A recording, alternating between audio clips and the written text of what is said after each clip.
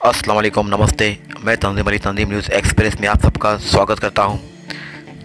सरकारी गाइडलाइन के हिसाब से आरक्षण 50% से ज़्यादा नहीं होना चाहिए, जो कि महाराष्ट्र में आरक्षण 75% तक पहुंच गया था, जिसमें ओबीसी आरक्षण 27% था, जिसे सुप्रीम कोर्ट ने केंद्र सरकार से एम्पिरिकल डेटा ना मिलने की सूरत में ओबीसी आरक्षण को ख़त्म कर दिया और इन सब को अब जनरल कैटेगरी में लाके खड़ा कर दिया।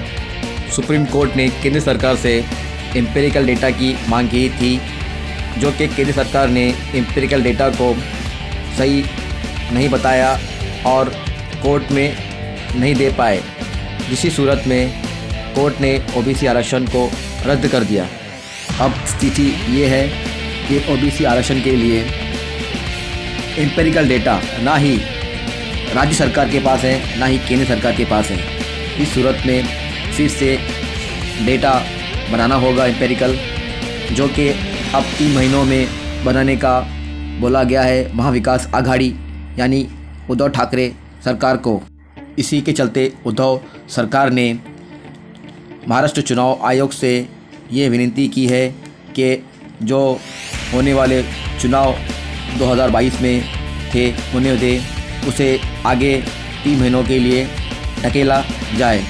अब देखना ये है कि चुनाव आयोग इस विनती को मानता है या सुप्रीम कोर्ट की गाइडलाइन को मानते हुए आरक्षण को रद्द करते हुए ओबीसी को जनरल कैटेगरी में ला खड़ा करता है। 16 दिसंबर के रोज़ महाराष्ट्र प्रदेश कांग्रेस कमेटी के ओबीसी विभाग के अध्यक्ष भानुदास माली और ठाणे शहर जिला कांग्रेस कमेटी के ओबीसी विभाग के अध्यक्ष राहुल पिंगले जी ने ये चुनाव आयोग को एक निवेदन देते हुए उप जिला अधिकारी सुदाम परदेसी के ज़रिए ये खबर पहुंचाई है कि ओबीसी आरक्षण के सिवाय कोई भी इलेक्शन ना लिया जाए। अगर ऐसा हुआ तो वो इसको बड़े आंदोलन में तब्दील कर देंगे। अब देखना ये है कि चुनाव आयोग इनकी भी बात सुनता है या नहीं। ओबीसी आरक्षण के चलते राजनीति भी तेज़ हो गई है। अलग अलग नेताओं के अलग अलग बयान भी सामने आ रहे हैं। देखिए देवेंद्र फडणवीस की प्रतिक्रिया। राज्य सरकारच्या नाकर्तेपणामुळे पुन्हा एकदा ओबीसी आरक्षणाविना महाराष्ट्रामध्ये 2 जिल्हा परिषद आणि 105 नगरपंचायतींच्या निवडणुका घेण्याचा आदेश आज सर्वोच्च न्यायालयाने दिला आहे। खरं तर आज सर्वोच्च न्यायालयामध्ये केंद्र सरकारने अतिशय स्पष्टपणे सांगितलं की आमच्याकडे असलेला डेटा हा सोशो इकॉनॉमिक बॅकवर्डनेसचा डेटा आहे आणि राजकीय आरक्षण ओबीसींना देण्याकरता केंद्र सरकारने राजकीय बॅकवर्डनेसचा पॉलिटिकल बॅकवर्डनेसचा डेटा सांगितलेला आहे, ज्याचा कुठलाही ओबीसीचा पॉलिटिकल बॅकवर्डनेसचा सर्वे हा केंद्र सरकारने केलेला नाही। त्यामुळे आमच्याकडे असलेला डेटा हा अशुद्ध आहे आणि तो डेटा सुप्रीम कोर्टने सांगितलेल्या ट्रिपल टेस्ट मध्ये बसणारा देखील नाही, त्यामुळे तो देऊनही फायदा होणार।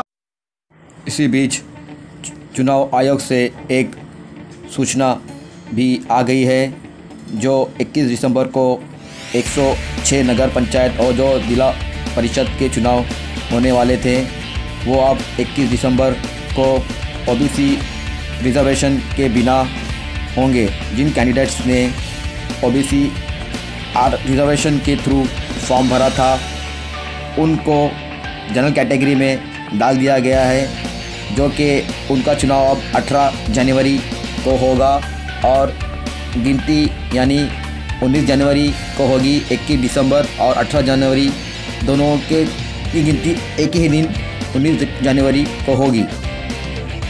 चुनाव आयोग की इस प्रतिक्रिया से लग रहा है कि चुनाव सही टाइम पे होंगे और अब देखना ये है कि महाराष्ट्र सरकार एम्पिरिकल डेटा को सही समय पे देती है या नहीं। ऐसे ही और अपडेट्स के लिए चैनल से जुड़े रहें, लाइक करें, सब्सक्राइब करें संजीव न्यूज़ एक्सप्रेस। धन्यवाद।